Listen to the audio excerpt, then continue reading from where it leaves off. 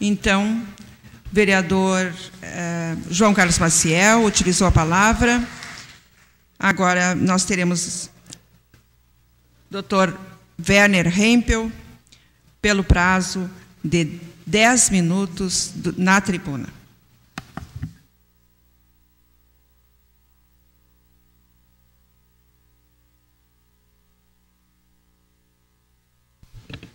Senhora Presidente, Sandra Rebelato, senhora vereadora Maria de Lourdes, senhores vereadores.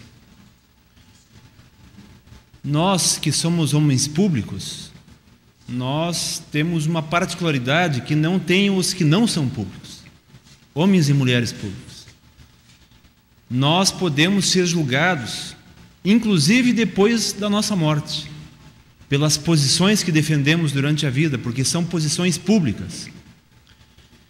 E é por isso que todos nós sempre devemos ter muita cautela com as posições que nós temos, com as coisas que nós falamos, com as contradições nas quais nós podemos cair quando nós não temos cautela. Na semana passada, quando estiveram aqui os sindicalistas da Universidade Federal de Santa Maria, pronunciando-se em relação à medida provisória 520, aquela que cria a Empresa Brasileira de Serviços Hospitalares, eu afirmei que não tinha uma posição bem formada e expressei algumas questões acerca do que eu imaginava em relação à medida provisória. Hoje eu já estou com a minha posição bem formada. E eu acho que esse debate deve ser trazido para o campo correto e ser pautado em cima de questões concretas. A medida provisória 520, ela foi encaminhada para o Congresso Nacional no dia 31 de dezembro de 2010. Não porque o presidente Lula fosse um covarde, muito menos porque o presidente Lula seja um neoliberal enrustido. Ela foi encaminhada naquela data, porque naquela data era a data limite estabelecida por um termo de ajuste de conduta entre o Tribunal de Contas da União e a Presidência da República.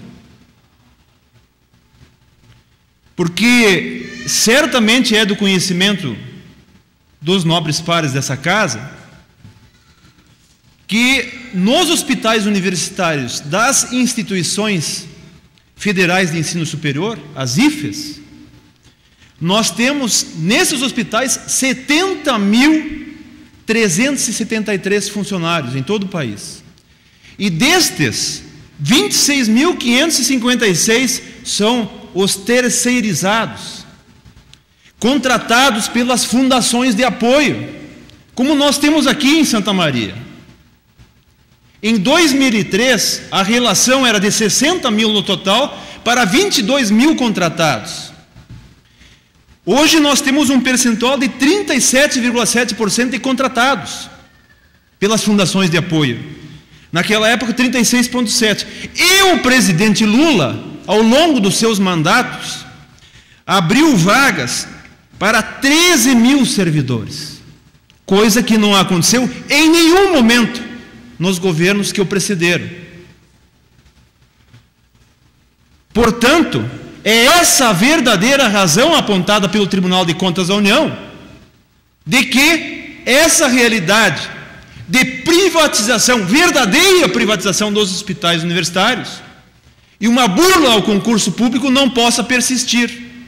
E é exatamente por isso que a medida provisória corrige a questão da privatização dos hospitais universitários.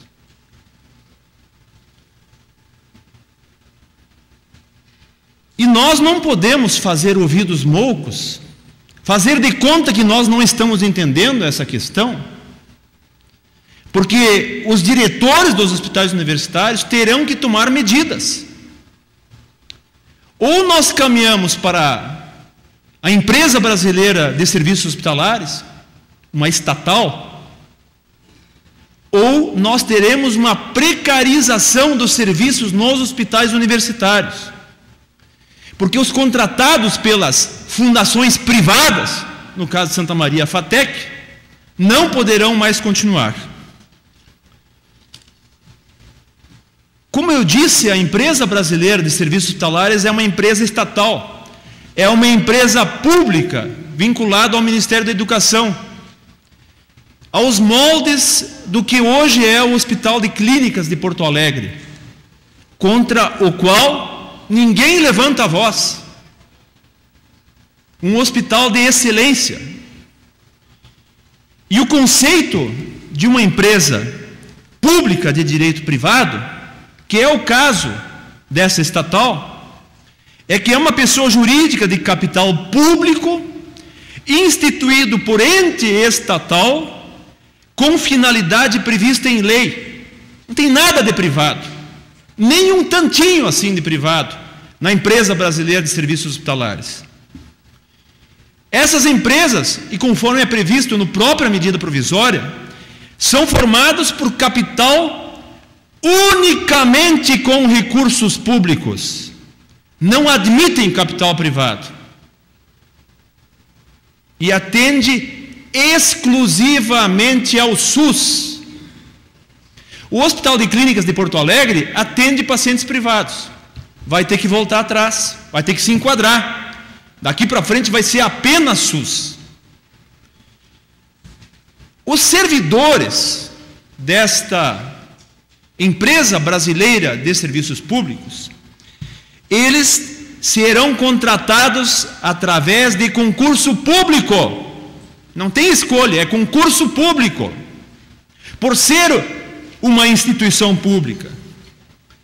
As empresas públicas de direito privado, ao contrário das empresas de economia mista, elas não têm capital privado, como eu já disse. A Petrobras, por exemplo, que ninguém duvida que seja pública e estatal, é uma empresa de economia mista. Tem investidores privados. Quais são os exemplos parecidos que nós temos para citar com a empresa brasileira de serviços hospitalares? Caixa Econômica Federal. Alguém aqui duvida que a Caixa Federal não seja pública? Empresa Brasileira de Correios e Telégrafos. Alguém aqui duvida que não seja pública? Na verdade, a empresa pública de direito privado, ela tem a possibilidade de exercer determinadas atividades com uma maior maleabilidade, sem estar preso a tantos aspectos burocráticos que estão os entes eminentemente públicos. E aí, evidentemente, que a Constituição prevê que hajam dois regimes de contratação no país para os entes públicos: o regime jurídico único e a CLT, a consolidação das leis do trabalho. Sendo os primeiros os funcionários públicos e os segundos os empregados públicos. E o regime geral da Previdência, da consolidação das leis do trabalho, da CLT, não é nenhuma forma de contrato sórdida. Afinal, existem milhões de brasileiros contratados pela CLT. E todos têm os seus direitos trabalhistas. Além disso, a empresa brasileira de serviços hospitalares vai ser controlada pelo Ministério do Planejamento, Orçamento e Gestão. Eu tenho aqui um artigo do médico da Universidade Federal do Rio de Janeiro, Amâncio Paulino de Carvalho, em que ele faz uma análise sobre essa questão. E ele analisa, inclusive, essa questão dos servidores e da sua demissão sumária e outras coisas mais que andaram contando aqui os nossos sindicalistas. Ele diz o seguinte: a CLT prevê demissões por justa causa ou imotivadas, estas com ônus econômico maior para o empregador, diferentemente do regime jurídico único, em que a demissão somente pode ocorrer com o devido processo administrativo, exceto no período probatório. Este é um ponto de aflição, pois que há enorme resistência em aceitar a possibilidade da chamada demissão imotivada no setor público. A experiência do Hospital de Clínicas de Porto Alegre indica que boa política de pessoal, com treinamento constante, valorização da escolaridade formal, plano de cargos e salários atraente torna o turnover muito baixo, na faixa de 4% para demissões imotivadas. No entanto, não ter estabilidade absoluta favorece muito a adesão de todos os funcionários aos valores da instituição, porque evita em que comprometidos e não comprometidos tenham o mesmo tratamento.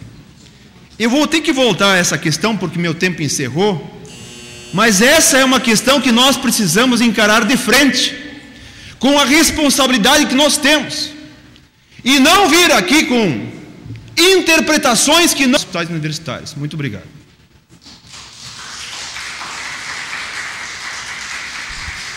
Utilizou a